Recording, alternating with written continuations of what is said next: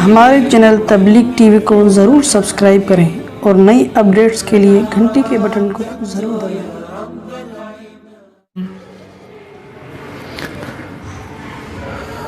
مسجد اقصی یہ دنیا کی دوسری مسجد ہے۔ حضور علیہ الصلوۃ والسلام سے پوچھا گیا تو آپ نے فرمایا کہ دنیا کی دوسری مسجد وہ مسجد اقصی ہے، اور آپ نے فرمایا کہ مسجد حرام جس کے بارے میں قرآن کریم کے اندر آتا ہے ان اول بیت وضع للناس للذی ببکہ، پہلا جو گھر پہلی جو مسجد آباد ہوئی ہے وہ مسجد الحرام ہے، بیت اللہ، اور دوسری جو مسجد اس روئے زمین پر بنی وہ مسجد اقصی ہے۔ حضور علیہ الصلوۃ والسلام نے فرمایا ان دونوں کے درمیان 40 سال کا عرصہ ہے، یعنی مسجد حرام کے 40 سال بعد اس زمین پر مسجد اقصی بن چکی تھی۔ مسجد اقصی مسلمانوں کا قبلہ اول ہے۔ حضور علیہ الصلوۃ والسلام اور صحابہ اکرام رضوان اللہ علیہم اجمعین اسی کی طرف رخ کر کے نماز پڑھا کرتے تھے۔ جب آپ نے مدینہ ہجرت فرمائی تو 17 مہینے تک آپ بیت المقدس کی طرف رخ کر کے نماز پڑھتے تھے۔ اس کے بعد تحویل قبلہ کا حکم نازل ہوا قرآن کریم کی آیات کے ذریعے، اور آپ کو حکم دیا گیا کہ اب آپ کا قبلہ تبدیل کر کے بیت المقدس سے بیت اللہ بنا دیا گیا ہے، لہٰذا اب کے بعد مسلمان بیت اللہ کی طرف رخ کر کے نماز پڑھیں گے۔ تو مسلمانوں کے لیے بیت المقدس اسی وجہ سے ایک مقدس جگہ کے طور پر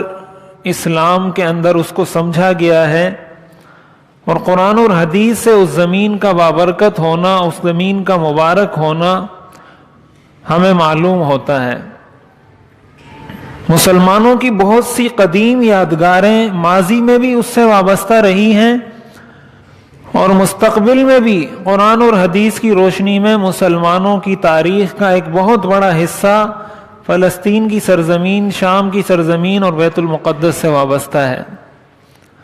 قرآن کریم کے اندر اللہ تعالیٰ نے ارشاد فرمایا سبحان الذی اسری بعبدہ لیلا من المسجد الحرام الی المسجد الاقصی، پاک ہے وہ ذات جو اپنے بندے کو رات کے وقت مسجد حرام سے مسجد اقصی کی طرف لے کر گئی۔ تو حضور علیہ الصلوۃ والسلام کو جو معراج ہوا تھا، اس معراج کا آغاز آپ پہلے مسجد اقصی آپ کو لے جایا گیا، اور مسجد اقصی میں آپ نے انبیاء کو امامت کروائی، اور وہاں سے آپ علیہ الصلوۃ والسلام کو آسمانوں پر لے جایا گیا اور آپ کو معراج نصیب ہوا۔ قرآن کریم کے اندر کئی مقامات پر اس سرزمین کو مبارک اور بابرکت قرار دیا ہے۔ اس آیت کے اندر بھی اللہ تعالیٰ نے ارشاد فرمایا الذی بارکنا حولہ، کہ یہ وہ مسجد ہے جس کے ارد گرد، یعنی اس سرزمین کو جہاں یہ مسجد واقع ہے ہم نے بابرکت بنایا ہے۔ قرآن کریم کے اندر جو آتا ہے والتین والزیتون، تو مفسرین نے لکھا ہے کہ در حقیقت اس سے بھی فلسطین اور شام کی سرزمین کی طرف اشارہ ہے، اور ظاہر ہے قرآن کریم میں جب اس کی قسم کھائی گئی ہے تو اس سے اس کی تقدیس کا اور اس کی حرمت کا اور اس کے احترام کا بھی پتہ چلتا ہے۔ حضرت عیسیٰ علیہ السلام کی جائے پیدائش بھی یہی مقام ہے، حضرت عیسیٰ علیہ السلام بھی یہیں پیدا ہوئے تھے، اور کئی انبیاء کرام یہاں آئے ہیں، یہاں تشریف لائے ہیں۔ حضرت ابراہیم علیہ السلام کا یہاں سے گزر ہوا ہے، حضرت لوط علیہ السلام یہاں رہے ہیں۔ تو ہمیشہ سے مسلمانوں کے لیے اس کا مقدس ہونا، ایک تو قبلہ ہونے کی وجہ سے کہ یہ مسلمانوں کا قبلہ ہے، پھر دوسرے نمبر پر اگر دیکھا جائے